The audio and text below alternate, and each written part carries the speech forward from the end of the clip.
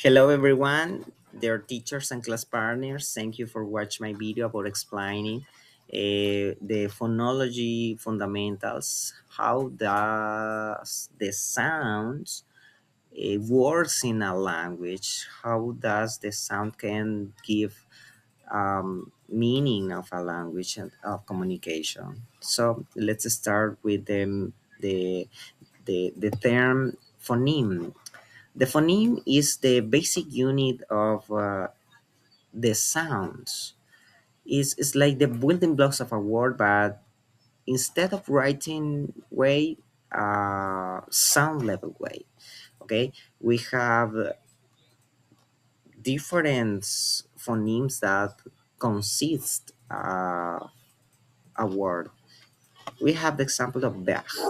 Bag is consisted of v, a, g, bag.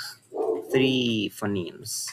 And if we can change one phoneme, we can change also the meaning of a word. For example, bath and bath, we change the p for the b phoneme. Other examples are commonly named minimal pairs. That is the case then when we can change one phoneme and change the meaning. We have here other examples. For example, fall and wall, fish and wish. Okay, excuse me. We have also gate, date, gas, and dust. Next, we have the allophone. The allophones are the variation of the phonemes, the variation of the sounds. We have different ways of telling a phoneme. For example, the P, we have two ways of saying the P. We have the aspirated form, pa, pa.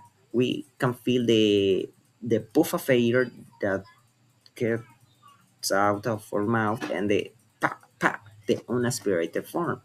We have here the examples of P allophone, for example, in the word speed and in the word speed.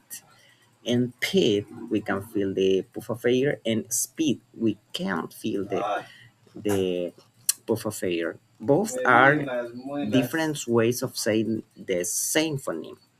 We have another example, for example, T, thick, thick. Okay, this is the aspirated way, the unaspirated, stick, stick.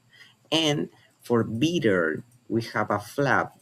It sounds more like an R than a T. Bitter and butter. Okay. Next, we have the allomorph. The allomorph are the variation of a morpheme. It's like the relationship between the allophone and the phoneme, but in the meaning level. For example, we have three ways of saying the same meaning. For example, the plurals. The plurals means more than one. We have three forms of saying this definition. Okay, we have the is, s, and z. The is we use after the sounds s, z, z, g. For example, buzzes, wishes. The s after voiceless sounds. For example, the p, t, k, cats, cups, and z for voices sounds. For example, dogs, beans. Three are the same meaning but different ways of saying. We have another examples. We have buses, judges, buses, cats, tips, books.